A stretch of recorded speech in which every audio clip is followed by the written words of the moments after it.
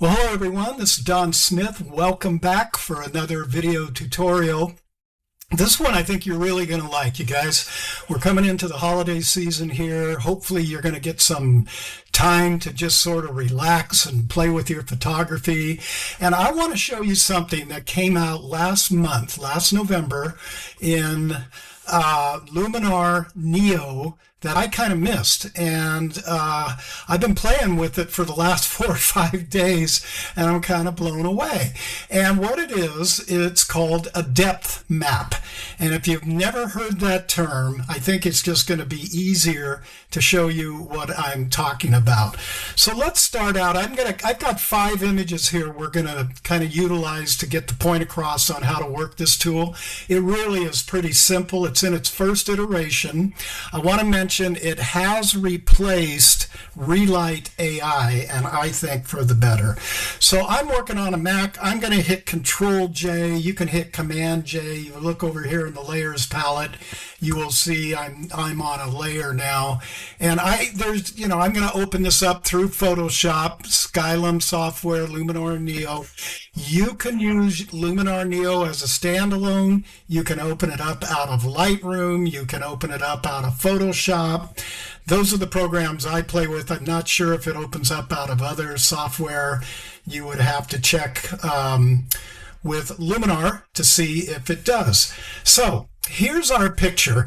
Now, I'm going to preface this by saying the 5 images we're going to look at were already pre-processed images. These are final TIFFs, and just, something a little bit lacking in all of them, and usually it has to do with the light. So I'm going to come over here to edit, make all those presets go away. I'm not a big preset fan. Nonetheless, I do use them at times, but I love coming in here to the individual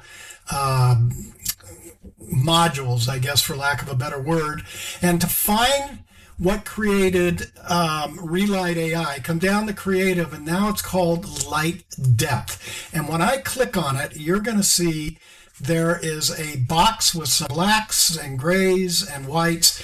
That's a depth map, but we can't see any effect on the picture yet. And by the way, this picture was shot in Carrizo Plains National Monument in Central California. It was one of the blooms during what they call a super bloom during the springtime out here, and really a cool place. If you ever get a chance on the next super bloom, you should try to get out here. It is incredible. Okay, so the first thing is we have to add some sort of an amount. And as I do that, if you direct your eye to the center of the flowers, there was before, there's after, and you see a mask with a little oval going around it. Now I can move that along, and let me describe why I like using depth maps. We are working, you hear me say this a lot. We see in 3 dimensions, but we're working in photography in a 2-dimensional medium. So we have to help the eye along to pull it through the frame. And the eye is going to want to go up towards the brightest part of the scene. Well, we've got a nice sky up here with some white clouds.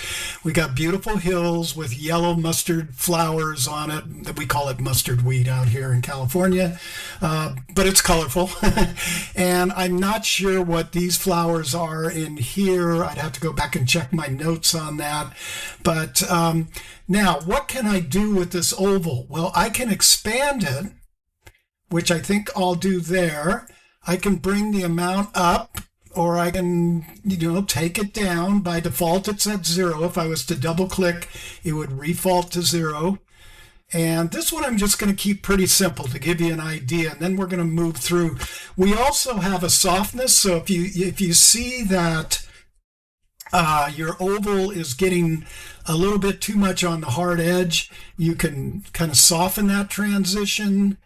And you can see what's going on in the depth map. Watch when I take it off, and now it's spreading out over the whole picture, right? It really, so think of softness as a transition, you guys.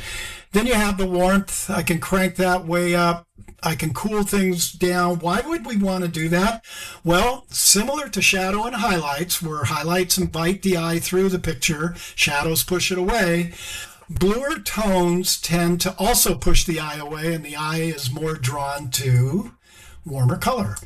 Okay, so that's as far as I'm going to go with this one. We're going to work deeper through this tool as we move along to some other pictures. Let's go to one that I did. I really like this of Oceano Dunes, but there's no light up in here other than these faint highlights on the dunes helping me out. So Command or Control J will give you that duplicate layer. Command on a Mac, Control on a PC, Filter, Skylum, Luminar Neo. This will all get set up when you put Luminar Neo when you load Luminar Neo. It will ask you, do you want to put it in as filters for Lightroom and Photoshop? Okay, so let's come over to Edit, come down to Creative, Light Depth.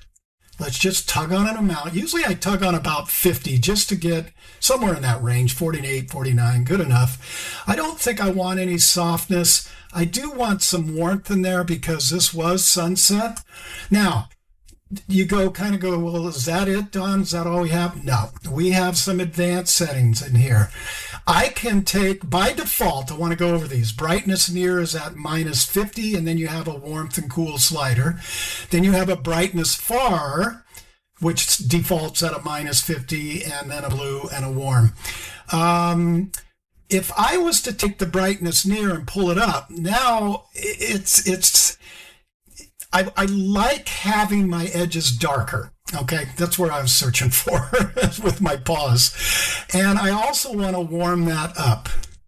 And it's not going to warm up much because there wasn't a lot in there with it being sunset light. Do I want brightness far? Well, let's see. That starts working up into the clouds, and I kind of like that sky. So I'm going to reset that at -50, and I'm going to leave that alone. I love this little eyeball up here. You can turn it off and on and off and on. And just by resettling the splash of light, it's starting to pull my viewer's eye, at least I find, into the scene. Okay, a few things more I want to show you guys. Let's go to another picture. This was actually captured over in Norway.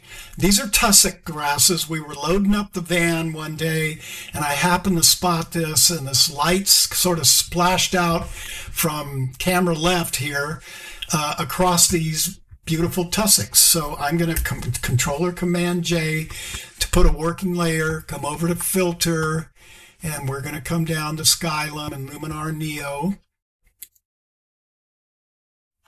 And how fast or how slow it opens is just going to depend on how much oomph you got in your computer. Always click on Edit. That will bring up your creative. Go to Light Depth. Again, I set about 50, and you can see it's picking up just the top of those tussocks, which to me are just about right. In fact, I don't even need to mess with the softness. I would want to warm that up a little bit. I remember those being nice and warm. And then I'm going to come down to my advanced settings. And again, I don't want brightness near because that's going to draw the eye down there. I want to push it away even more. So I'm going to turn that off all the way and maybe dial in a little bit blue. Really work the eye away and make the eye want to jump up into here. And really, I think that might be all I need on that. You can see how simple but powerful this little tool is. And the other thing, let me turn that back on, how it was. Excuse me, I have to hold over it. But look right in the center here, and I'm going to do it again. These couple of scraggly little brushes, or I don't know what they are, something from another plant. I could have taken those out with a cloning tool or the remove tool. I decided to leave them in, but when we darken it down, they become so much less noticeable, right? Okay, so let me cancel out of there. We got a couple more to take a look at here. I hope you're catching on to this and getting kind of excited. This is another picture. I really love this picture. I didn't get a whole lot of response. You know, we get kind of married to our pictures as photographers, and you put them out on social media, and for whatever reason, they just don't resonate. But I just love this. This is a state park just south, maybe 15 minutes from where I live. And it's got a lot of eucalyptus, and then it opens up just back over this hill. It opens up to the ocean. And I happened to come by in the late afternoon. I was driving down to shoot a sunset and saw this shaft of the sun just pinched against this tree.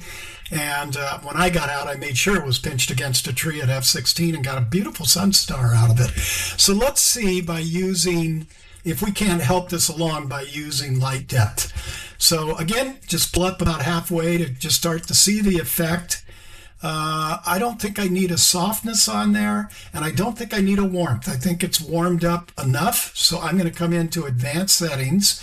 Now, once again, we don't want to bring the brightness up here. That opens up that whole foreground and becomes a distraction.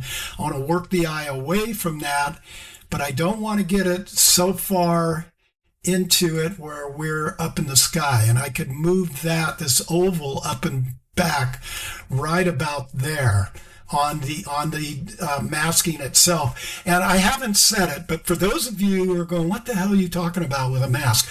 A mask is anywhere that you're seeing whites or grays. It's getting, if it's solid white, it's getting 100% of the effect all the way down to 50%, and then we start going into the negative values, and then where it's black, it's not getting any effect at all. So you can control that somewhat. I would love it, Luminar, in the next iteration, if you could give us a left and right, but I'm going to show you guys here how we deal with that. Do I want any warmth in the brightness far?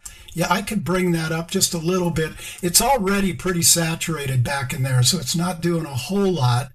If I brought warmth to the whole scene, I don't want to go overboard. It starts to look unnatural. So a lot of this, you guys, is going to be your own artistic accountants, which is great. You're the artist. You're the ones that took the picture, not me, not anybody else.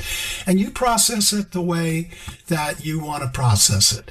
Okay, let's take a look at one more, because there's a few other things I want to show you on how we can control some things in our scene. This was an image I really loved. This was a focus stacked image captured along the southern end of the Big Sur coast, up by a place off of Highway 1's right up in here. I think you can see a portion of the road right there. And this was during the spring at sunset, and then the light just started to paint with the beautiful color, and I focus stacked. I shot a couple of frames through here and here and here. I actually have a Sony a7R5, and I just let it focus stack. I think for those of you that have some of the top of the line cameras, landscape cameras, you have the ability to focus stack, and I highly recommend it. I want to go through and make sure the history is off of this, and yeah, it is. No, it isn't. So let me just come right back to the start here and hit Command or Control J, and let's go up into filter and come down to our Skylum Luminar Neo.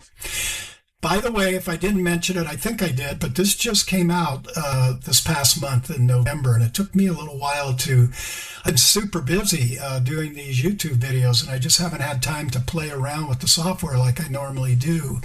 So let's click on our edit button to get over here to creative and light depth, and let's put some on there. And you can see that it's on the foreground, but I really not so sure I want it on the foreground right now. I would rather take it and move it up in here to the background. So I'm lighting up these hills. Let me turn the eyeball off and back on. Now, I don't think I need softness. Think of softness as a transition, you guys. So if it's, if you're working on it's something maybe other than landscape, where there's hard edges, you may want to play with that if you can kind of see the outline. This warmth is an overall warmth to where that's going, to where this mask is, and the whitest part is getting the most. So if anything, I'd want to cool it, but I just think I'm going to leave it alone. I don't want to draw undue attention to the ocean. Now, let's start going into the advanced settings here. I've already got the brightness on the far. Let me see if I can open up or paint a little more warmth back in there. No, I'm not liking that, so I'm going to leave that at 0. Now let's open up, let's take the foreground. I just want to open it a smidgen. I don't want to take it down because I actually like this splash of light that's coming across here. And I just want to emphasize it, right there. Maybe bring up some warmth on that. And come back to my light or my eyeball. And that's starting to look really good. Now, say it kind of spilled up in the sky or whatever. Here's the ways I found of working on it. And you're going to have to come up here under masking. And you have a brush and a linear gradient. And let's try the linear gradient right now, because if any of that has come up into the sky, I just want to take that off of there. And if any of it was going left or right, I would, let me see, I think I would come back to the brush and I would click erase and I would take it off maybe some of the sides here. This isn't really a great example, but let's say right up in here, I just wanted to take it off, kind of that area right in there. Okay. Let's see, what else could we do there? You also have the ability of making a luminosity mask, object selection, so we could, we could go in and brighten or darken some of these objects. That's a video I've done in other videos. And you also have mask options. So you can create a mask, you can fill it, you can clear it, invert it, copy it, paste it. When you click copy, then you go to, this would light up and you would paste it somewhere else. And you can show, and showing right now is showing where that mask is up there, that linear gradient. Okay, so I'm hoping this is whetting your appetite.